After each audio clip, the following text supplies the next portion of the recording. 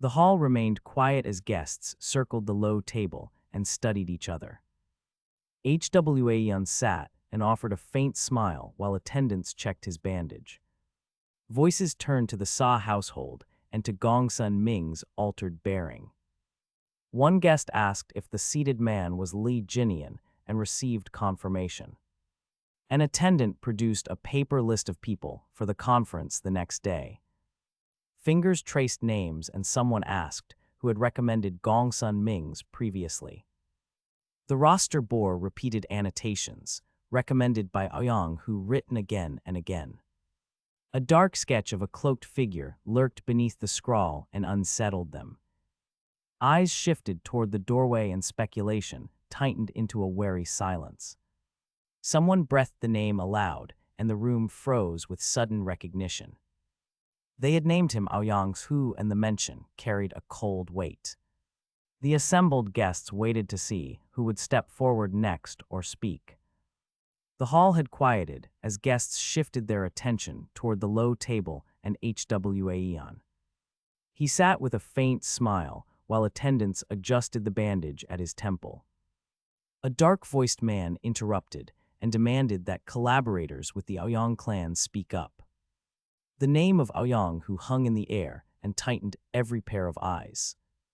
A bespectacled guest stammered denial, while others called the accusation absurd without proof. The leader reassured them that he wanted the truth and no hidden loyalties. An attendant then asked whether all members would attend the conference the next day. One by one voices answered yes, cautious but committed, and the room exhaled. Some reread the roster and noticed repeated endorsements that said recommended by Aoyang Hu. The sight of the notation and a crude sketch under the scrawl made several guests visibly uneasy. Unease over the roster's endorsements by Aoyang, who still lingered as the meeting continued. Hwaeun rose and announced that he would attend the conference. When asked where he was going, he answered simply that he would see his father. A sudden alarm then spread through the hall when servants shouted about trouble at the safe house. Guests panicked and rushed for the doors while voices rose. In the turmoil, a steward demanded that a newcomer be admitted and said, "Let him in." The first young master lay propped up on pillows and recognized the entrant. Li Jinian stood at the bedside and exchanged a brief greeting with him. Attendants dispersed into the corridors, carrying urgent questions. The assembly struggled to regroup, while worries about loyalty and safety sharpened. Unease about Aoyang, whose endorsements had still lingered, as the assembly frayed and servants shouted about trouble. Guests panicked and surged toward the doors, while stewards demanded that a newcomer be admitted. The newcomer crossed the hall and approached the first young master's bedside. Li Jinian stood by the pillows and exchanged a brief greeting with the noble. He admitted he had served under strict orders and that his old body could no longer endure them easily. The first young master remarked that Jinian had changed and that his face looked different. Li Jinian said he was glad to see the young master doing well. The young master answered yes and called the situation strange.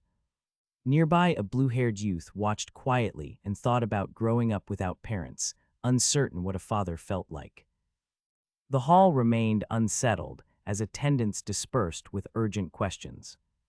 Tension from the assembly lingered as the hall emptied and attendants moved with purpose. Li Jinian had stood at the noble's pillows and kept his greeting short out of duty. Memory cut through that formal moment when another voice recalled a father who had been large and imposing. Hands met in a firm clasp, and the scene shifted to a quiet chamber where the first young master lay reclined. A younger man took his hand and told him not to worry. He said they only needed to remove the cause of the young master's distress and promised to handle it himself. The noble strained to understand the word eliminate and asked for clarification. The promise echoed in the room, but no immediate answer followed, leaving unease still threaded through the quiet. Tension from the noble chamber still threaded the corridors as attendants dispersed after the audience. Li Jinian's brief bedside visit and the promise to eliminate the cause left unease behind. The focus moved to the Yunhe Merchant Group conference on the estate's elevated terrace. Ouyang, who sat near the leaders and smiled, telling them it was nothing to worry about. One attendee observed the smile and wondered why he seemed so at ease. Several merchant leaders in red robes arranged themselves facing the platform and whispered among themselves. A younger man entered in brocaded robes and drew immediate attention from the seated elders. Those elders recognized him as Li Jinian and murmured that he was the eldest son. Questions spread across the room, asking what he was doing at their conference that morning. Calm formality held, but curiosity and guarded tension now undercut the meeting's surface. Tension from the noble chamber had carried into the terrace meeting as the merchants took their seats. Ouyang, who smirked and suggested some were worried about their status within the group. The chair asked for objections, and a bespectacled attendee tried to move on. A hand rose, and Ouyang, who said he had someone to recommend, noting the first young master had been targeted despite returning. The leaders leaned forward as he proposed a candidate. Before debate could begin, he struck another attendee across the face. Blood ran and the room fell silent. Ouyang, who feigned surprise and called it an accident while the struck man clutched his cheek. Murmurs swelled and the meeting's decorum cracked under abrupt violence. Tension from the noble chamber had carried into the terrace meeting as merchants took their seats. Ouyang, who smirked and suggested some worried about their status within the group. The chair asked for objections, and a bespectacled attendee attempted to move the meeting along. A hand rose, and Ouyang, who proposed a candidate, noting the first young master had been targeted despite returning. Debate had not begun before Ouyang struck another attendee across the face. Blood ran and the room fell silent as Ouyang, who feigned surprise. After a pause, a standing attendee declared himself and said he had complaints. He announced a suggestion to fire the guard squad leader, Ouyang Hu, and then drew a blade, pressing the point toward Ouyang Hu. The terrace reacted with a single shocked cry as murmurs collapsed into stunned silence. Tension from the chamber continued on the terrace as murmurs turned into accusations. The standing attendee stepped forward and demanded Ouyang Hu be removed from command. He drew a blade and pressed the point toward Ouyang Hu's throat. Ouyang Hu sneered and ridiculed the accusation like a practiced provocateur. The blue-haired challenger laughed, then answered with a cold retort and a glare. Before words could escalate, the blue-haired challenger moved with sudden speed and power. His palm struck the terrace with lethal force and a burst of blue energy. Stone split and shards flew as the structure convulsed under the impact. Onlookers screamed and staggered back as dust and rain of debris fell. Silence followed that heavy blow and stunned faces searched for signs of life. Tension from the chamber had spilled onto the terrace where accusations sharpened into threats. The standing attendee had pressed a blade and provoked Ouyang Hu, and the blue-haired challenger had answered with a single devastating palm that split stone and scattered rubble. After dust and screams, the terrace quieted and stunned faces searched for life. Ouyang Hu then advanced across the cracked flagstones, each step leaving the ground torn. He fixed his gaze on his rivals and reminded them they had gained influence but could still forget their place. He smirked and declared the Yunhe Merchant Group belonged to him, closing his hand in a deliberate fist. The claim cut through the silence. Onlookers tightened and opponents recalculated as the wreckage settled. After his claim, the terrace remained charged with stunned silence and scattered rubble. Ouyang Hu faced a bespectacled attendant who stepped forward and questioned dismissing Shuri. He asked whether Ouyang Hu attended the General Assembly to gain influence. The attendant framed his doubt as a concern for procedure and influence. Ouyang-hu answered with a small smile and a probing question that shifted blame back. The attendant tried to press the point, but found his words paired by Ouyang-hu's calm. Onlookers watched closely, their faces tightening and their calculations shifting. Some attendants remained rigid, while others exchanged quick, uneasy looks. The terrace's ruined flagstones bore marks of the violence and the day's upset. Ultimately, the attendant conceded softly and acknowledged Ouyang-hu's warning. The crowd absorbed the concession and waited for the next move. Ouyang-hu smiled and announced the older brother would handle the matter. The bespectacled attendant froze and echoed the doubtful question. A wounded figure lay among broken flagstones and drew quiet attention. Onlookers shifted and recalculated loyalties across the ruined terrace. The scene cut to the shore where armed retainers had gathered. A bystander loudly demanded the meaning of the sudden assembly.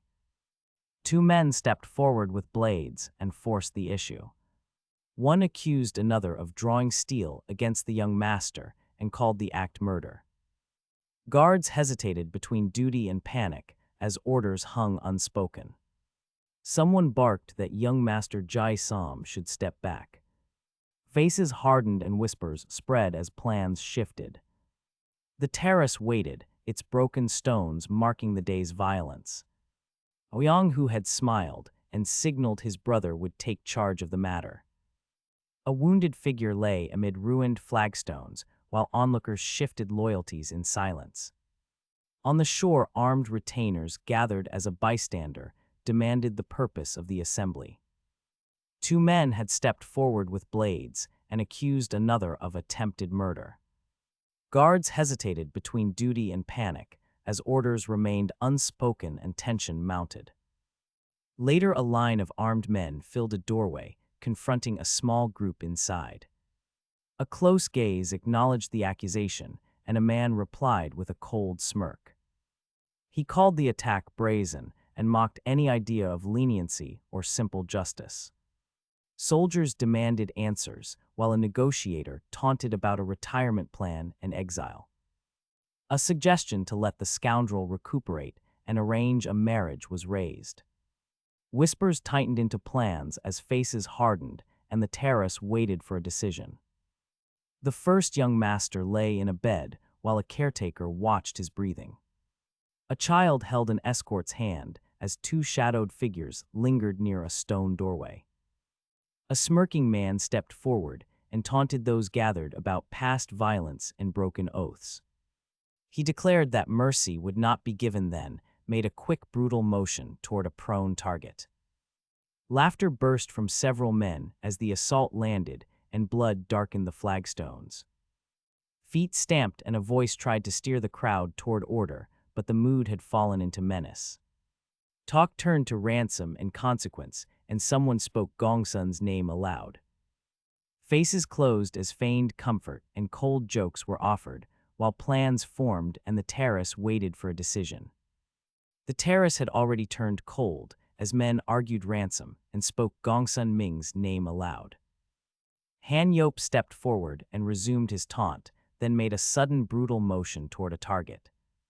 A defender answered. The blue-haired challenger met the assault with a streak of bright blue energy. Their blows collided in a violent flash of violet and blue light. Stone and dust sprayed outward as the shockwave ripped through the flagstones. One combatant was thrown clear and landed coughing and bleeding. Laughter from before died away, and faces closed into grim attention. Attendants stamped and shouted, trying to regain control, while others traded quiet barbs. The assembly froze, waiting for the next move as wounded men tried to breathe, and a new concentration of energy gathered for another strike. After the shockwave, the terrace fell into tense watching silence as men measured one another. Debate erupted over who had planned the strike and who had pulled the strings. Han Yop stepped forward and sneered at the blue-haired challenger with thin, dangerous amusement. He mocked the challenger's confidence and called him an inexperienced fool. Laughter rose briefly, then collapsed into guarded silence among the nearby attendants. Wounded men coughed and tried to stand while caretakers rushed to help them. Guards flexed their hands and shifted into positions to contain any sudden move. A leader scanned the faces and asked if anyone had heard a signal or warning. A subordinate checked quickly, then shook his head and reported no sound. The denial hardened plans and shifted the assembly from argument toward immediate action. Tension held the terrace after the denial hardened plans and moved them to action. A man in white stepped forward and declared a life-or-death duel to settle blame. Attendants flinched while wounded men coughed and caretakers rushed to assist without delay. The challenger advanced with a clenched fist and a hard calm on his face. A second figure moved faster, closing distance and launching a brutal sweep. They traded strikes across the terrace amid shouts and the sounds of armor. Then the defender unleashed a sudden blue burst that crackled against the attacker. The attacker staggered and spat blood while attendants and guards tightened their formation. Arguments dissolved into focused containment as leaders barked orders and men obeyed. The duel resolved little in truth, yet it channeled the crowd toward immediate response. The terrace duel tightened as the blue-haired challenger released a crackling blue burst at point-blank range. The energy slammed into an attacker and sent him reeling across the stone floor. He staggered and spat bright blood while attendants and guards braced to intervene. Wounded figures coughed and caretakers moved in to support the injured. A scarred man watched from the edge and muttered a breathless question about the sudden strength. The challenger did not hesitate. He tightened his stance and traced a circular pattern as energy coalesced around his limbs. White lettering flared, and a named technique announced itself in the air. The challenger blurred into a focused assault as the new motion folded space around him. Shouts and commands rose from leaders who pushed the crowd toward order. The duel changed from accusation to containment, buying time while true grievances remained unsettled. The terrace duel tightened as the blue-haired challenger unleashed a crackling blue burst at close range. The energy struck a red-clad assailant who flew across the stone and spat bright blood. Attendants and guards braced, while caretakers moved in to support wounded figures on the floor. A scarred man watched from the edge and muttered about the challenger's sudden strength. The challenger tightened his stance and traced a circular pattern as energy coalesced around his limbs. White lettering flared to announce a named technique, and the motion folded nearby space. He blurred into a focused assault that scattered attackers and stunned observers. Shouts and commands rose as leaders pushed the crowd toward order and containment. The shift bought time for restraint, while true grievances stayed unsettled and unresolved. Observers on the terrace jeered, certain the duel would reach its final blow. A red-clad attacker lunged with purple energy, shouting that he would not lose. He aimed a brutal finishing strike and called the younger fighter a brat. The blue-haired challenger remained composed and traced a circular sigil in the air. Blue energy gathered around his limbs as white letters announced a named technique. Space folded with the motion and the attacker's momentum abruptly broke. The challenger blurred forward and delivered a single precise counter to the throat. Blood and shock followed while attackers staggered and caretakers moved to assist. Leaders shouted commands to restore order as the crowd fell silent. The brief violence ended with one aggressor collapsing and grievances left unsettled. The terrace erupted as a focused blue strike folded space and split the assaulter's momentum. The challenger had blurred forward and landed a single precise counter that left attackers reeling and blood staining the ground. Onlookers registered shock and practical hands moved to aid the fallen. Chaos briefly followed while leaders barked for order and the crowd fell into stunned silence. The scene cut to a quiet chamber where attendants peered out through curtains. The first young master lay propped and murmured "my son" as the caretaker watched. He observed that someone appeared to have learned martial arts, and a memory of the decisive blow lingered in the elder's eyes. The violence had ceased, but questions and grievances remained unresolved. Chaos shifted into accusation and counsel beneath the terrace as officers rushed to the wounded. Soldiers cried for their captain, while a taunting youth demanded whether he should be killed. A merchant leader then spoke and warned that continued Diang clan provocations would not be tolerated. He declared the Guangni merchant group would be compelled to answer any future rule-breaking. Attendees exchanged guarded looks as the captain steadied himself and refused to back down. The wounded remained motionless, while words hardened into plans and blame among leaders. Silence fell over the terrace, and the gathering prepared for the next confrontation. Onlookers quietly recorded the declaration and murmured about consequences for the Diang clan. A few attendants moved to tend the injured, while leaders began drafting a measured response. The Guangni merchant leader stepped onto the terrace and declared ownership of the Yunhe merchant group. His voice cut through murmurs and drew startled stares. He said the group answered to him and to his father's name. Two attendants laughed at the claim and called it outrageous. He recalled how the Yunhe merchants had once rescued an aspiring trader's failing business. A brief flash of memory showed crowded tables and exchanged coin that bound loyalties. The leader used that debt to justify his claim and to warn any challengers. He promised the merchants would not tolerate provocation from the Diang clan. Onlookers shifted between disbelief and acceptance as plans hardened into a policy of consequence. The wounded remained tended as officers listened to bargaining turn into a formal threat. Tension rose, the gathering prepared to enforce the leader's warning. The Guangni merchant leader stepped onto the terrace and declared the Yunhe merchants answerable to him. He dismissed them with a blunt decree and said they were fired. Faces froze and murmurs turned to shocked gasps across the crowd. A few attendants pushed back and drew scorn. The leader descended the steps to cement his order while officers took positions below. A protester surged forward and was seized by two men who mocked and restrained him. Others shouted and recoiled as the assembly split between fear and defiance. The wounded were tended at the edge of the gathering as plans for enforcement hardened. The hall waited in tense silence for the leader's next move. The Guangni merchant leader had silenced the hall and then shifted to smaller demands. He pointed and ordered an elixir purchased at once, and a guard squad assembled immediately. An attendant stepped forward and begged approval, saying support would follow if granted. A bespectacled woman smiled and promised to prepare the best quality tonic for him.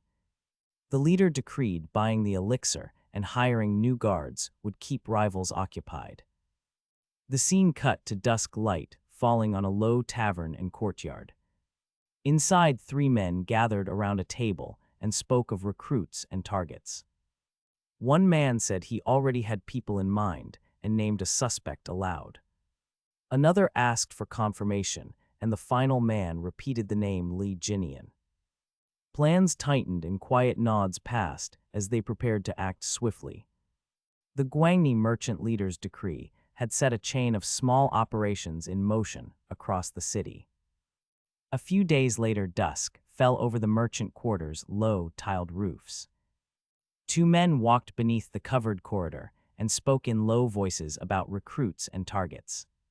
One asked if they had located the weak captain who might crack under pressure.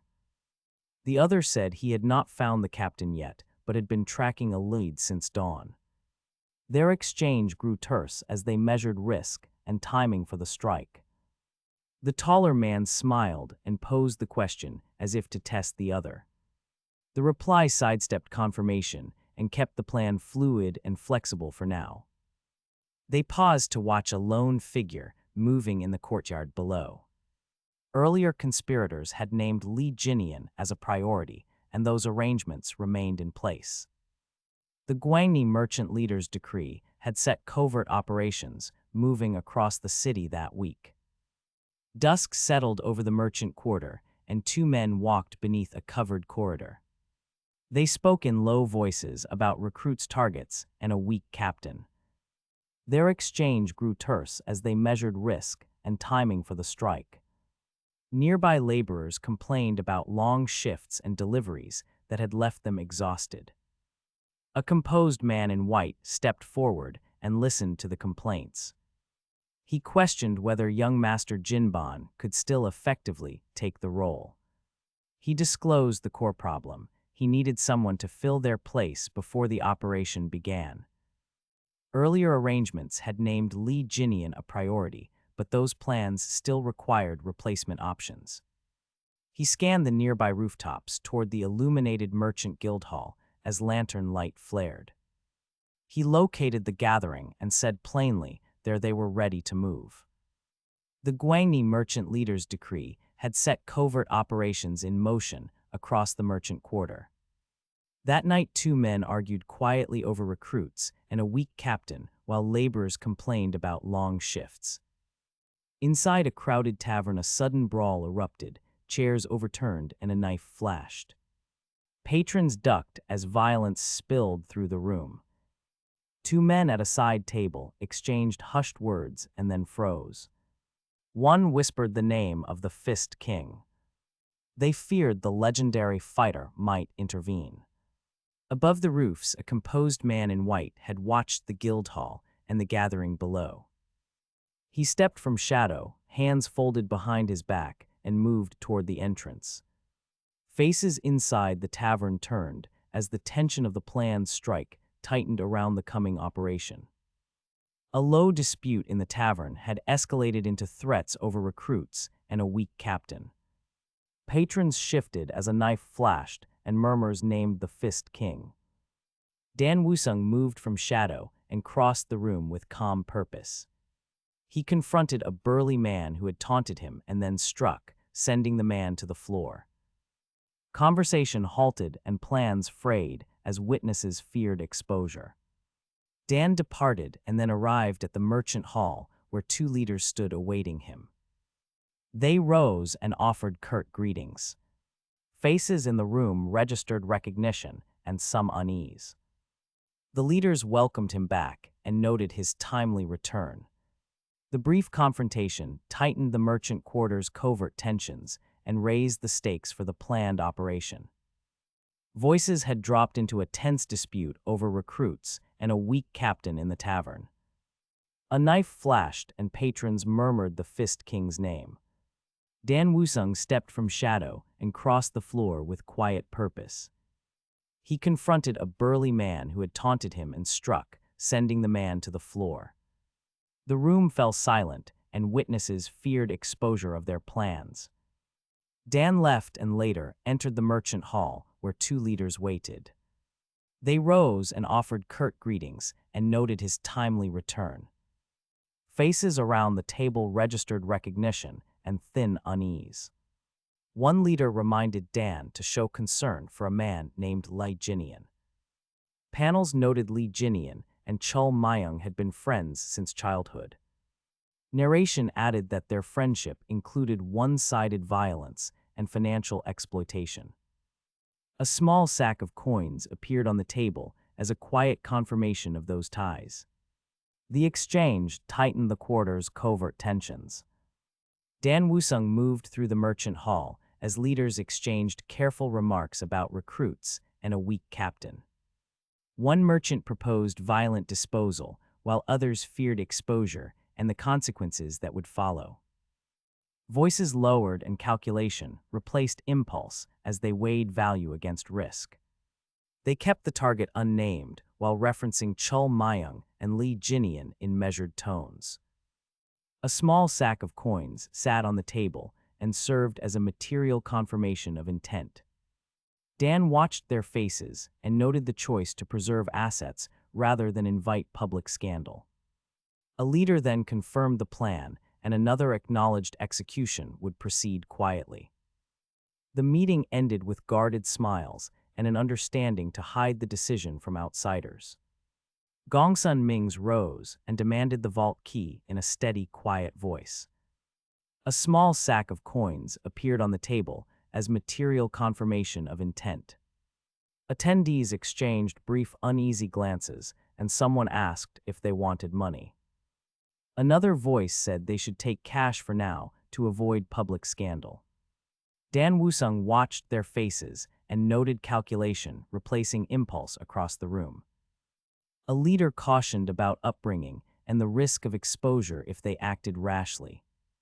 Tension loosened when a smirking noble laughed loud and long, breaking careful restraint. Their laughter closed the meeting, the plan stood confirmed, and secrecy was chosen. They preferred preserving assets and avoiding scandal over public punishment or spectacle.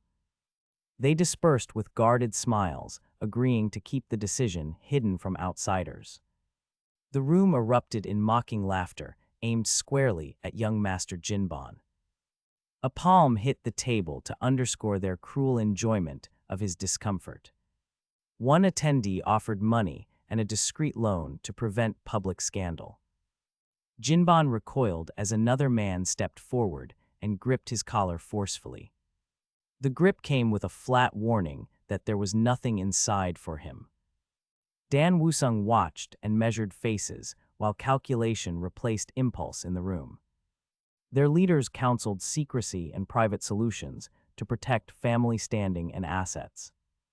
The meeting slid into bargaining, favors traded beneath smiles to avoid spectacle. A final jeer compared Jinbon to a scavenger picking bones and reputations. They dispersed with guarded grins while the threat and the offer lingered. The gathering had already sought private fixes to the scandal, but mockery kept eroding restraint. Voices singled out Li Jinian, and an insult drew a rough shove as one man gripped his collar. Laughter hardened into threats, and another attendee slammed a fist on the table. Chairs scraped and a bald man seized someone else, pushing him down as a short scuffle flared. Dan Wusung remained apart and watched each face, measuring will and restraint. Leaders tried to quiet the guests and push deals back under the table, but the insult had broken the thin calm. Li Jinian looked stunned and vulnerable in the chaos. When the crowd finally thinned the threat and the offered favors still hung unresolved between them. The insult had already eroded restraint when violence cut through the room. A smiling provocateur leaned in and provoked a strike that led to sudden motion. A masked fighter spun through the air and slammed a standing attendee to the floor. Chairs scraped and a table fragment flew as guests shouted. The fallen man lay dazed while blood flecked the floor. A blue-clad challenger moved with precise speed and intercepted a follow-up blow, seizing a wrist and stopping the assault.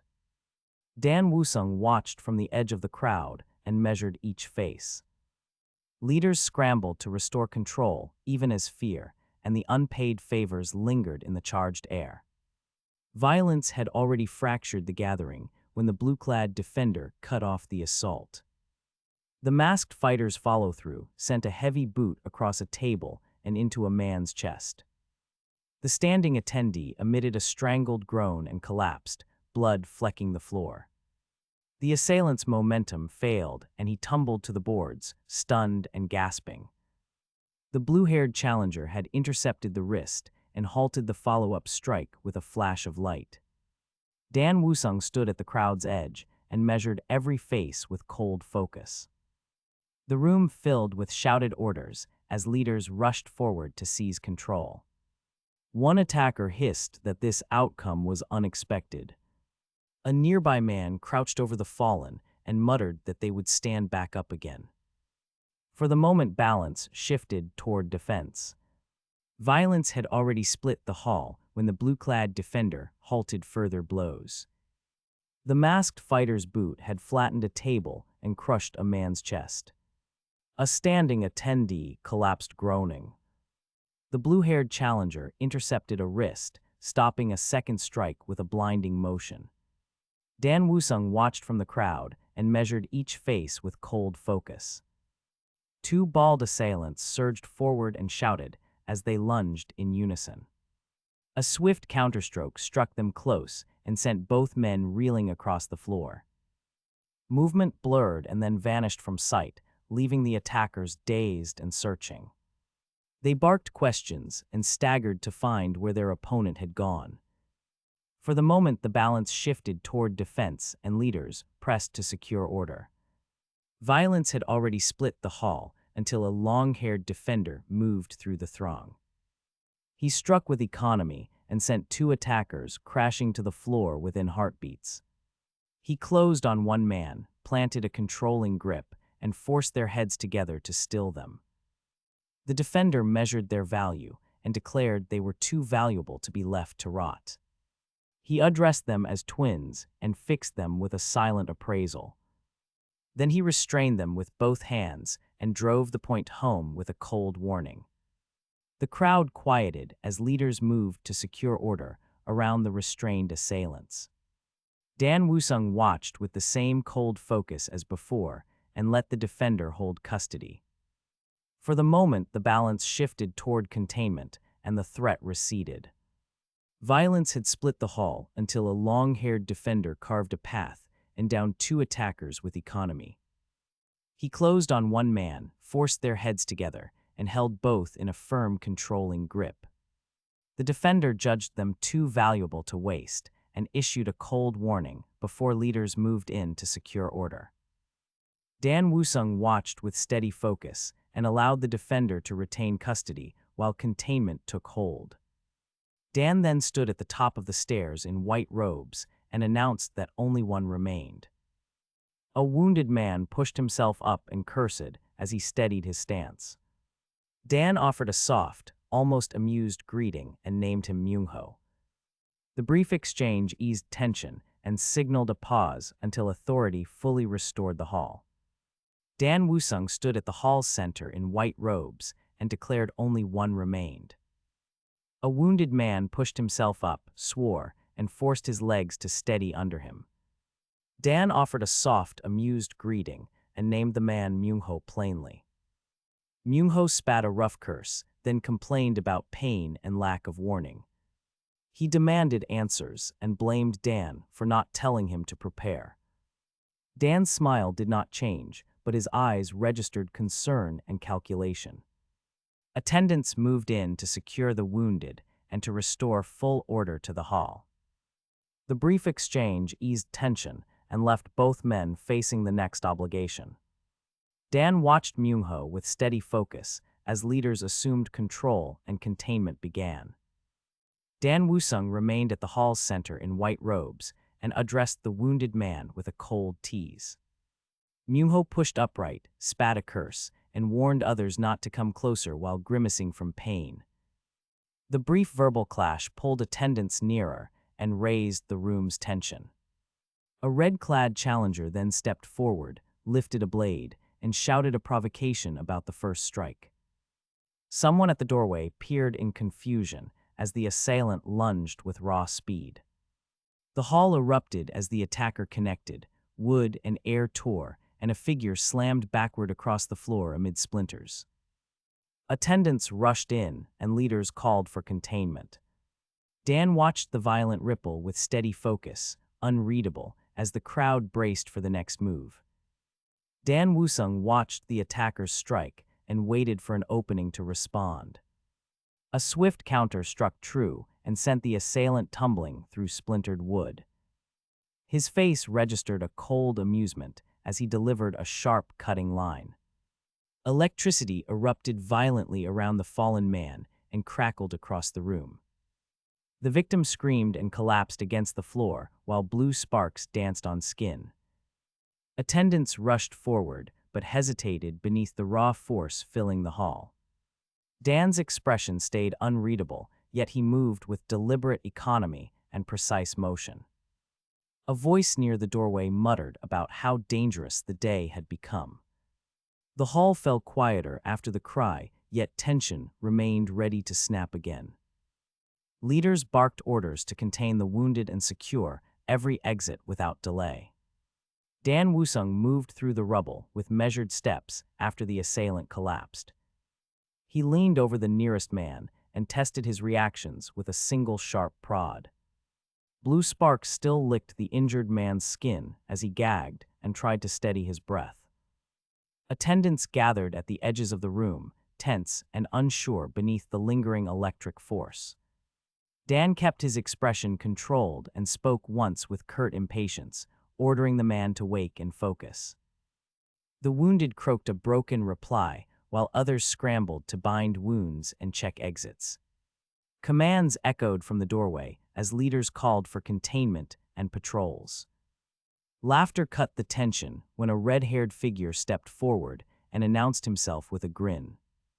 He taunted the scene and questioned the man's quick recuperation with blunt curiosity and thin amusement. After Dan Wusung prodded the injured man, murmurs swelled among the attendants in the rubble. Observers wondered if the wounded had sought secret training instead of formal rehabilitation, and whether revenge had been the true goal. Voices sharpened as accusations landed and memories were dragged forward. The red-haired attacker stepped up and launched a furious assault, slamming a fist and shouting harsh profanity. People braced and leaders prepared to separate them.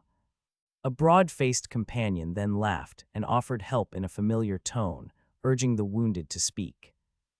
He invoked past loyalty and friendship to steady the room. Faces eased as the attacker relented and declared them friends after all.